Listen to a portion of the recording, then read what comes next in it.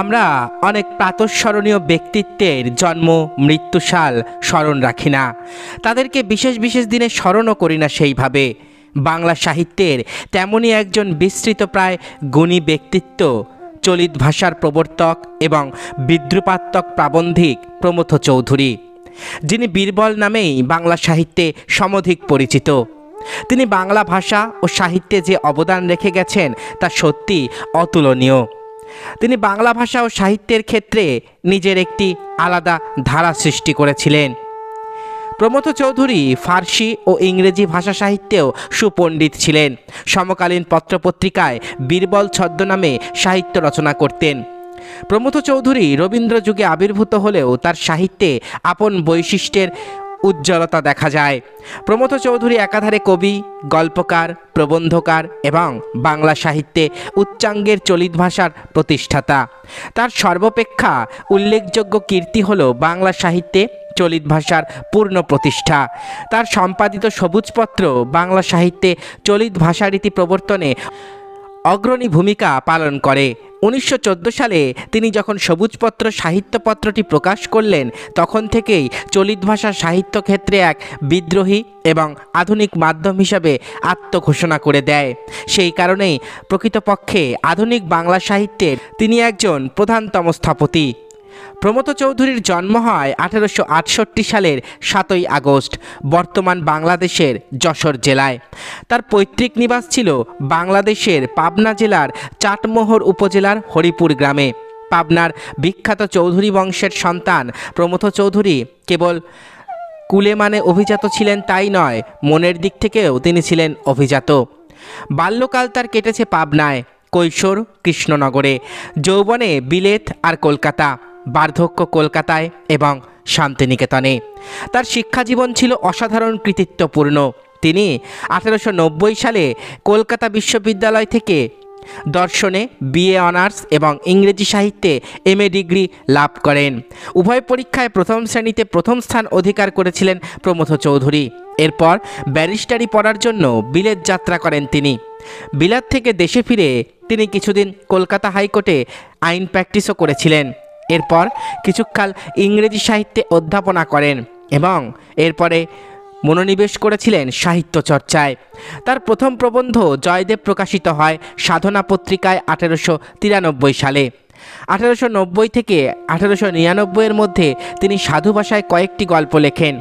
তার প্রবর্তিত গদ্যরীতিতে সবুজপত্র নামে বিখ্যাত সাহিত্যপত্র ইতিহাসে প্রতিষ্ঠিত হয়েছে। স্বল্পায়ু সত্ত্বেও সবুজপত্র প্রথম বিশ্বযুদ্ধোত্তর প্রজন্মের বাংলা ভাষা এবং সাহিত্য রীতি গঠনে একটি প্রধান শক্তি হিসাবে কাজ করে। এই সাময়িকীতে শুধু সবুজ রঙেরই ব্যবহার করা হতো। নন্দলাল বসু অঙ্কিত একটি সবুজ তালপাতা এর প্রচ্ছদে ব্যবহার করা হতো। সবুজপত্রে কখনো কোনো বিজ্ঞাপন এবং ছবি প্রকাশিত হয়নি।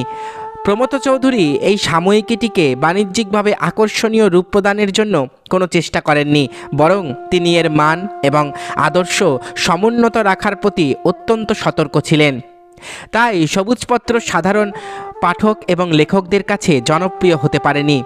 প্রথম পর্যায়ে এটি 1329 বঙ্গাব্দ অর্থাৎ 1922 সাল থেকে প্রকাশনা শুরু হয়। দ্বিতীয় পর্যায়ে 1332 বঙ্গাব্দ থেকে এবং তারপর 1334 বঙ্গাব্দে। 1927 সালে এটি বন্ধ হয়ে যায়। এই সবুজপত্র কেন্দ্রিক ভাষা সাহিত্য আদর্শ আন্দোলনে তিনি যে রবীন্দ্রনাথের বলিষ্ঠ সমর্থন পান তা বলাই বাহুল্য। রবীন্দ্রনাথের কথ্য ভাষায় লেখা উপন্যাস শেষের কবিতা সবুজপত্রে প্রকাশিত হলে প্রমথ চৌধুরীর এই আন্দোলন ব্যাপক সাফল্য অর্জন করে। প্রমথ চৌধুরী বিশ্বভারতী পত্রিকারও সম্পাদনা করেছেন। বীরবল ছিল প্রমথ চৌধুরীর ছদ্মনাম। দিল্লিপতি সম্রাট আকবরের সভাসদ বীরবলের ছিল প্রখর পরিহাস প্রবণতা এবং যুক্তিধর্মিতা, যা প্রমথ চৌধুরীকে আকৃষ্ট করেছিল। সাহিত্যে হাস্যরসের বিশেষ প্রয়োজন, এ বিষয়ে তার অভিমত। করুণ রসে ভারতবর্ষ স্যাঁতস্যাঁতে হয়ে উঠেছে, তাই বাংলা সাহিত্যের স্বাস্থ্য রক্ষার জন্যই হাসির চর্চা প্রয়োজন। তিনি হাসি ও কান্না সনেটে বলেছেন, সত্য কথা বলি, আমি ভালো নাহি বাসি, দিবানিশি যে নয়নও করে ছল ছল, কথায় কথায় যাহে ভরে আসে জল, আমি খুঁজি চোখে চোখে আনন্দেরও হাসি। সদালাপী মানুষটি সবাইকে আপন করে নিতে পারতেন।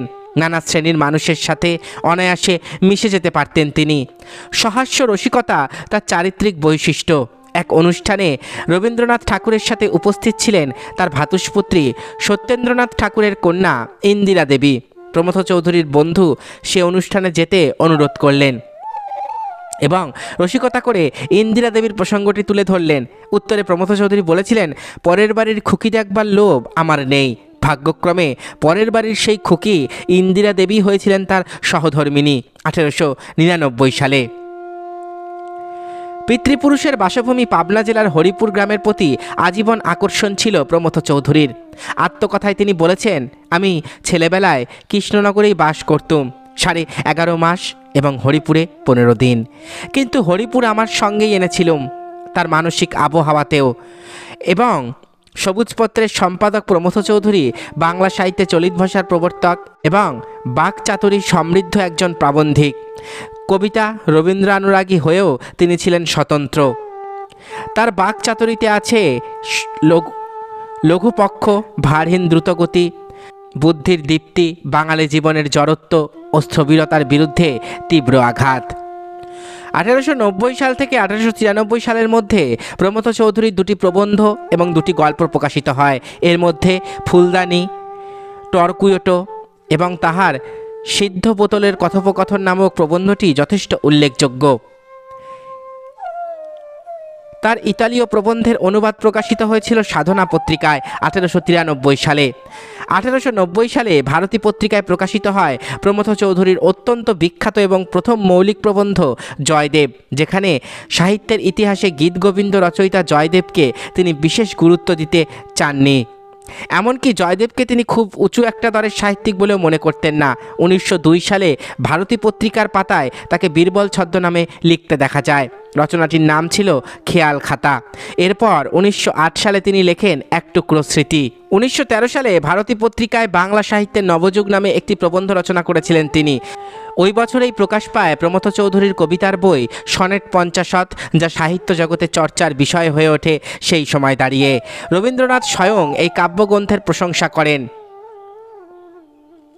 ফরাসি সাহিত্য দ্বারা অনুপ্রাণিত হলেও বাংলায় এমন উন্নত মানের সনেট লিখে প্রমথ চৌধুরী আজও স্মরণীয় হয়ে আছেন। তার লেখা কবিতাগুলির মধ্যে বালিকা বধূ, বার্নার্ড শ, দ্বিজেন্দ্রলাল, ব্যর্থ জীবন, উপদেশ, আত্মকথা, তাজমহল ইত্যাদি খুবই উল্লেখযোগ্য। এরপর বলতেই হয় সবুজপত্রের কথা। প্রমথ চৌধুরীর অন্যান্য গল্পগ্রন্থের মধ্যে রয়েছে আহুতি, নীললোহিত, নীললোহিতের আদিপ্রেম, ঘোষালের ত্রিকথা এবং 1941 সালে প্রকাশিত গল্প সংগ্রহ। প্রবন্ধ গ্রন্থগুলি হচ্ছে তেল নুন লোকরি, নানা কথা, বীরবলের টিপ্পনী, বীরবলের হালখাতা, ঘরে বাইরে ইত্যাদি। প্রমথ চৌধুরীর লেখা প্রবন্ধগুলি উৎকৃষ্ট মানের। পরবর্তীকালে 1946 সালে তিনি আত্মকথা নামে একটি আত্মজীবনী লেখেন। 1919 সালে পদচারণা নামে দ্বিতীয় কাব্যগ্রন্থটি তিনি ছন্দের জাদুকর সত্যেন্দ্রনাথ দত্তকে উৎসর্গ করেছিলেন। বিংশ শতকে বাংলা গদ্যের বিকাশে প্রমথ চৌধুরীর অবদান ছিল অনস্বীকার্য। প্রমথ চৌধুরী তার কর্ম এবং কীর্তির জন্য বেশ কিছু পুরস্কার লাভ করেছিলেন। তার মধ্যে 1938 সালে কলকাতা বিশ্ববিদ্যালয়ের জগত্তারিণী স্বর্ণপদক ছিল অন্যতম। 1946 সালের 2রা সেপ্টেম্বর শান্তিনিকেতনে পরলোক গমন করেন বাংলা সাহিত্যের এই অন্যতম ব্যক্তিত্ব প্রমথ চৌধুরী। প্রমথ চৌধুরী তার অবদান এবং সৃষ্টিকর্মের জন্য বাংলা ভাষা এবং সাহিত্যে চিরস্মরণীয় হয়ে থাকবেন।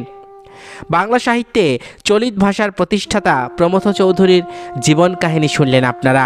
আশা করি ভিডিওটি আপনাদের ভালো লেগেছে। আমার চ্যানেলের ভিডিওগুলো যদি আপনাদের ভালো লেগে থাকে তাহলে অবশ্যই চ্যানেলটি সাবস্ক্রাইব করুন, পাশে থাকা বেল আইকনটি ক্লিক করে দিন যাতে পরবর্তী ভিডিওর নোটিফিকেশান খুব তাড়াতাড়ি আপনাদের কাছে পৌঁছে যায়। আজকের মতো এখানেই শেষ করছি। ভালো থাকবেন সবাই। নমস্কার।